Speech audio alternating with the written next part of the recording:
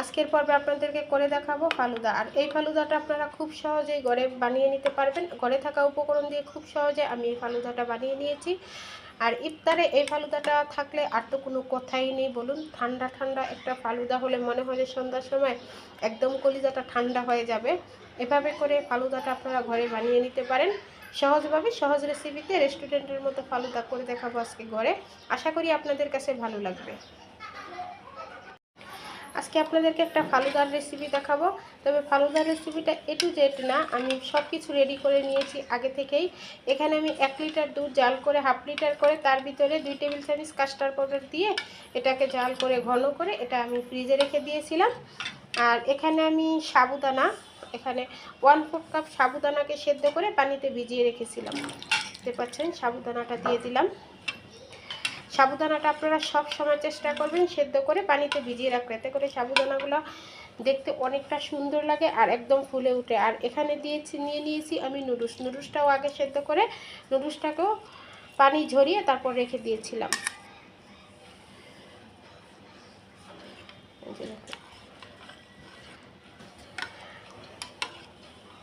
তারপরে এখানে দিয়ে দিব আমি জেলো। এই যে জেলোগুলোকে আমি আগে থেকে রেডি করে নিয়েছিলাম। আগার আগার পাউডার দিয়ে 1 টেবিল চামচ লেবুর রস দিয়ে চিনি দিয়ে হাফ কাপ পানি দিয়ে 2টা জেলো আমি রেডি করে নিয়েছি। এখানে আমি গ্রিন কালারের জেলোটা দিয়ে দিলাম আর এখানে দিয়ে দিলাম রেড কালারের জেলো।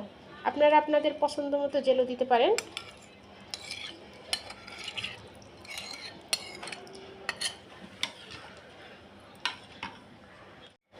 এখন এখানে দিয়ে দিব আমি কিছু ফ্রুট। এখানে দিয়ে দিলাম আপেল, দিয়ে দিব আঙুর, আর দিয়ে দিব আনার, আর দিব কলা। আপনারা আপনাদের হাতের কাছে যেই ফল থাকে ওগুলাই দিতে পারবেন। তবে রমজানে এই ফালুদা বলেন, ডেজার্ট বলেন, যেটাই বলেন না কেন, এগুলা খেতে কিন্তু একদম অনেক মজাদার হয় ঠান্ডা ঠান্ডা থাকলে। আর বিশেষ করে আমাদের স্বাস্থ্যের জন্য খুব ভালো এই ডেজার্টগুলো। এখন এখানে আমি সম্পূর্ণটা মিশিয়ে নিয়েছি। এখন আমি এখানে দিয়ে দিব আইসক্রিম। এখানে আমি ভ্যানিলা আইসক্রিমটা দিয়ে দিব। আপনারা আপনাদের পছন্দ মতো আইসক্রিম দিতে পারেন, তবে আমার মনে হয় ভ্যানিলাটা দিলেই ভালো হয়। আপনারা চাইলে ঘরে বানানো আইসক্রিমটাও ব্যবহার করতে পারেন। আর যদি তা না হয় বাইরে থেকে 25 টাকা করে যে আইসক্রিমের কাপগুলো থাকে ওগুলো কম দামে কিনে আনতে পারেন। এই যে দেখুন কত সুন্দর একটা ফালুদা রেডি হয়ে গেল। এখন আমি পরিবেশন করে আপনাদেরকে দেখাবো।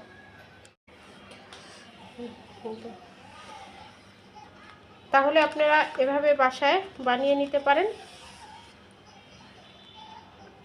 আজকে এই পর্যন্তই। সবাই ভালো থাকবেন, সুস্থ থাকবেন। আল্লাহ হাফেজ।